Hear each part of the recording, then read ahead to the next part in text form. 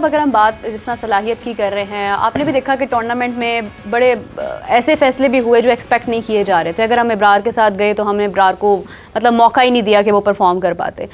बेजा मौके जो हैं वो शादाब को भी दिए गए हैं। सलमान बट साहब भी कह रहे थे कि उसामा अमीर को हमने इग्नोर किया, नज़रअंदाज किया, हमने उस्मान कादिर को मौका नहीं दिया। तो ऐसी ये क्या वजह है कि हम बार बार गलतियों पे गलतियां करते जाते हैं?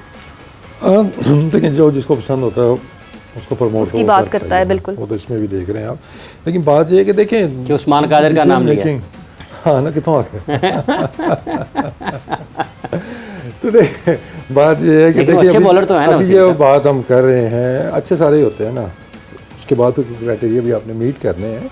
और नो डाउट वो मतलब जितनी स्किल उसके पास है, पाकिस्तान में लेग स्पिनर और कोई नहीं है, उसके पास कंसिस्टेंसी चाहिए थी, खेले डोमेस्टिक मेहनत करे, भी सबसे वो बेहतर बॉलर है हम लेग स्पिनर वेरिएशंस पर भी काम कर रहे हैं। तो दूसरा देखें, अभी जो बात सुहेल भी कर रहा था ना कि हम जब अकाउंटेबिलिटी तब करेंगे ना जब आपकी प्रोसीजर तो आप फॉलो करें ना।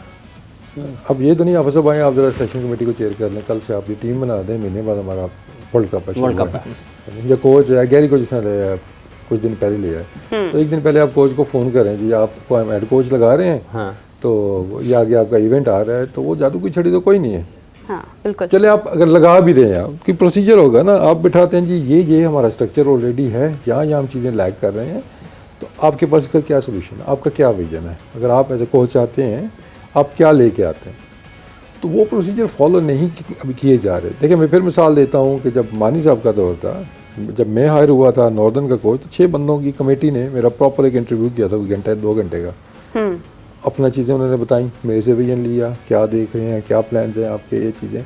इसी तरह जब सिलेक्शन में भी आया, इसी तरह उन्होंने पूरा एक प्रोटोकॉल उसका फॉलो किया, तो आप एक सॉर्ट ऑफ आपका एक एग्रीमेंट हो जाता है, ठीक है जी आपने ये बात की, उन्होंने आपको पहले बता तो नहीं दिया था कि हम आपको चीफ सेलेक्टर आपको लगा रहे हैं? हाँ नहीं, देखिए उसका ऐड शेड तो नहीं आता ना कि उस पर वो चल रहा है, उसका ऐड आता है, कोचिंग का आता है, वो आया था, मैंने अप्लाई उस पर किया था, ठीक है, लेकिन वो आपको पता चल ही जाता है इंटरव्यू के दौरान, अच्छा कुछ चीज़ आपको पता चल जाती है ऐसे। लेकिन एटलीस्ट जब आपको इस तरह की आपकी एक्सरसाइज, हाँ मतलब डिबेट भी नहीं बोलूँगा, एक डिस्कशन जब होती है ना, तो फिर आप 6 महीने बाद पूछेंगे ना भाई आपने तो कहा था ये मेरी डायरेक्शन, आप इससे क्यों हट रहे हैं, ठीक है। तो आई थिंक हमें जो प्रोसीजर वो फॉलो करेंगे ना, उसके बाद वो नेक्स्ट स्टेप है जो सुहेल बात कर रहा है कि यार इसको टाइम दें, काम तो करने दें फिर इसको, लेकिन आपको पता ही नहीं आया आपने उससे काम लेना क्या है, जब उसको ये नहीं पता कि मैंने करना क्या है, तो फिर वो 6 महीने बाद जो ब्लैंक रहेंगे ना आप, वो यही होगा कि अभी तो समझ नहीं आ रही है हमें ना, तो हमें जो प्रोसीजर्स है हायरिंग के ना वो बेहतर करना होंगे। अच्छा, अभी आप फॉर्मर क्रिकेटर्स की बात कर रहे थे कि जब आपको चीफ सेलेक्टर बनाया गया तो साथी खिलाड़ियों ने कहा इसकी क्या खिदमत है पाकिस्तान की क्रिकेट के लिए, तो एक बड़ा फिर एक मसला ये भी तो है ना पाकिस्तान की क्रिकेट में कि अगर कोई भी आएगा तो जो अगर वो कम क्रिकेट खेला हुआ है या उसके साथ उतनी ज़्यादा क्रिकेट नहीं खेल पाया, तो वो तो अगर उसकी फिर ये हमेशा से उसकी मनफी पॉइंट्स में लिखा जाएगा कि नहीं है। देखिए सारे कैटेगरी में नहीं आते, आप कह देंगे सबको ही ऐसा है, कुछ को होता है, ज़्यादा में कहूँगा उनको होता है जिसको किसी को कोई बेटे भतीजे भांजे शांजे खेल रहे ना, उनको ज़्यादा इश्यूज़ हो जाते हैं, फिर उनको कोई ना कोई बहाना चाहिए होता है, ठीक है, जब इस तरह की चीज़ें होती हैं तो आप वो चंद ही होते हैं और वो चंद बड़े बाअसर होते हैं, हाँ वो सारों पे आप नहीं वो अप्लाई करते हैं, लेकिन ये एक कल्चरल थिंग है। देखिए मैंने उसमें बात की थी कि कोचिंग क्वालिफिकेशन और as a player qualification 2 different चीज़ें, हमें मिक्स नहीं करना चाहिए। जब आप एज अ कोच इसी को मैं सुहेल को जज कर रहा हूँ, तो इसके जो 400 मैच है ना, वो इसकी सिलेक्शन का क्राइटेरिया नहीं है कि उसकी बेस पे इसको कोच रखना है, ठीक है, इसका कोचिंग एक्सपीरियंस क्या है, इसका विजन क्या है, आगे ये क्या करना चाह रहा है, कितनी एनर्जी है, मतलब जो भी है अपनी ना कुछ आप क्राइटेरियाज होते हैं, सर्टन आपकी क्वालिफिकेशन रखी है, आप वो देखते हैं, हाँ वो ऐड वैल्यू होती है एक्स्ट्रा उसके साथ में जी, हाँ जी प्लेइंग एक्सपीरियंस इसका ज़्यादा है। मतलब लेट्स से कि जी अगर आपको एक लेवल 1 मतलब लेट्स से मैं वैसी बात कर रहा हूँ, एक लेवल 1 कोच है, उसे 200 टेस्ट मैचेस खेले हुए हैं, वो दूसरा आपके पास लेवल 4 के कोच आ गया जिसने 1 टेस्ट मैच खेला हुआ है, तो अब वहाँ पे वेटेज जो है ना आप टेस्ट मैच को नहीं देंगे, टेस्ट मैच को नहीं देंगे, कहाँ दी जाती है दुनिया में, कहीं नहीं दी जाती है, एक्स्ट्रा साथ आपको वैल्यू वो ऐड करता है। तो ये आप ये कल्चर हम डेवलप करेंगे इस तरह का with in the cricket board भी और बाहर क्रिकेटर्स भी, और मोस्टली क्रिकेटर्स को नहीं है ऐसा, लेकिन हम ये नहीं कह रहे जी कि हर बंदे को इतराज़ है, कुछ को होता है, वो फिर वो बात ऐसी आ जाती है कि शायद सारे ही ऐसे हैं, सारे ऐसे नहीं होते हैं। मैं बहुत रिस्पेक्ट मतलब मुझे बहुत रिस्पेक्ट मिली मेरे सीनियर की जानिब से, जब मैं बना था चीफ सेलेक्टर भी बड़े बड़े लेजेंड्स थे हमारे उसमें, बड़ी ने मुझे रिस्पेक्ट दी है। आप कुछ की वजह से आप ये ना कि सबको वो नहीं था, लेकिन ये है कि हमें ये कल्चर एक डेवलप करना होगा। और कैसे होगा, जब आप हायरिंग जो आप मेरिट के ऊपर और प्रोसीजर्स को फॉलो करके करेंगे कि यार ये हम हायर कर रहे हैं, 2 साल 3 साल इसको देंगे, ये इसका विजन है, साल बाद इसको पूछेंगे जी हाँ जी हम कहाँ खड़े हैं, वो 3 साल प्लान में, साल के बाद आप चीज़ें देखते हैं जी, फिर दोबारा उस पर बैठते हैं हाँ जी हमारी डायरेक्शन सही है कि नहीं है, तो हमें ये प्रोसीजर ठीक करने की ज़रूरत है। कोई फिक्स कोई चीज़ नहीं है। वर्ल्ड कप हारे हैं जी, सिलेक्शन कमेटी चेंज कर दो, कैप्टन चेंज कर दो, डोमेस्टिक के फॉर्मेट थोड़े आगे पीछे कर दो, नहीं, जब तक कि उसकी प्रॉपर वर्किंग नहीं होगी, कैसे हमने चीज़ों को बेहतर करना है, वो सोच ऊपर से नीचे कैसे लेके जानी है, एवरी ईच इंडिविजुअल्स, आपके जो कोचेज़ हैं इंटरनेशनल के, उनकी सोच और है, डोमेस्टिक की और है, कहाँ से आप इम्प्रूव करेंगे। बिल्कुल तो सही आपको है। एक पेज के ऊपर लाना सबको बहुत ज़रूरी है। बिल्कुल सही कहा आपने। सुहेल साहब, अगर हम बात करते हैं जिस तरह से भी एक प्रोसीजर की बात हो रही है, एक और चीज़ बहुत ज़्यादा पाकिस्तान में लैक करती है कि हमारे पास बेंच स्ट्रेंथ नहीं है, जबकि ये कहा जाता है कि हम इस पर बहुत काम कर रहे हैं। अगर हम बात करें अभी इंडिया की, उन्होंने अपना स्क्वाड अनाउंस किया, उसमें शुभमन गिल कैप्टन थे, लेकिन उसके अलावा उनकी सारी टीम जो है वो नहीं है।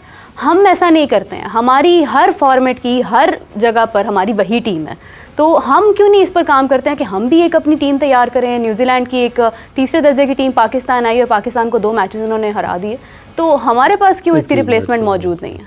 देखिए, एक तो ये जो बना हुआ है ना, एक वैसे ही हवा बनाया उन्हें, बेंच स्ट्रेंथ है नहीं हमारे पास, बैकअप प्लेयर्स नहीं हमारे पास, और जब तक खेलेंगे नहीं आप यही कहते हैं कैसे पता चलेगा। एग्जैक्टली, मैं अभी भी कहता हूँ कि हमारी एक बी टीम बने, शाहीन्स की बने, उससे नीचे भी एक टीम बन जाए।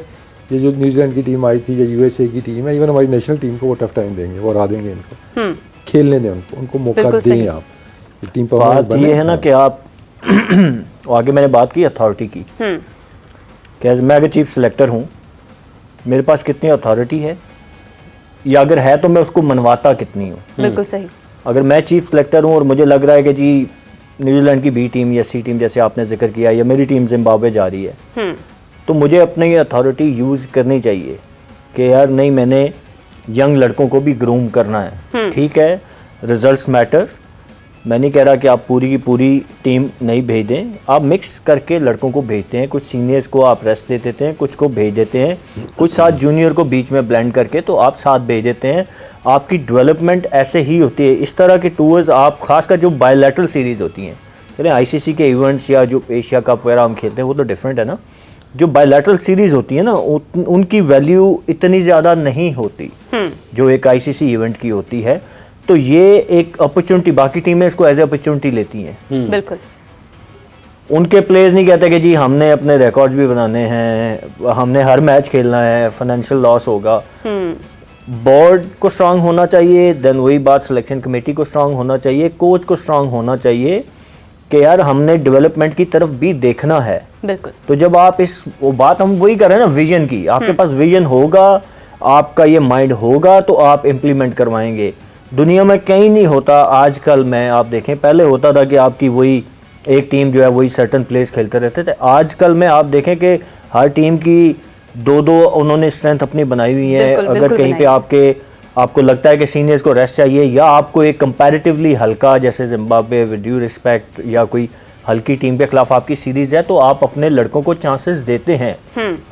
बेंच पे बैठे बैठे बेंच स्ट्रेंथ नहीं बनती, बिल्कुल वहाँ मसल बन सकते हैं कि बेंच पे बिठाए बिठाए उनके मसल बनवा दें आप। डेली बनेगी। बिल्कुल सही। स्ट्रेंथ तभी बनेगी जब वो ग्राउंड में खेलेंगे। तो खिलाना किसने है, वो कोच और कैप्टन ने और सिलेक्शन कमेटी ने है। तो आपको ये सारी एक इंटरकनेक्टेड चीजें हैं ना, एक दूसरे से कनेक्ट होती हैं। जितने भी रोल है ना, वो आप कैप्टन से लेके कोच से सिलेक्शन कमेटी से बोर्ड, ये सारे ऑन पेज होना, एक सेम पेज पे होना बहुत ज़रूरी है। जब ये होगा तो चीज़ें बहुत आसान हो जाएंगी, आपकी बेंच स्ट्रेंथ भी बनेगी, आपके लड़के ग्रूम भी होंगे, डेवलप भी होंगे, और आपको ये मुश्किलात नहीं आएंगी।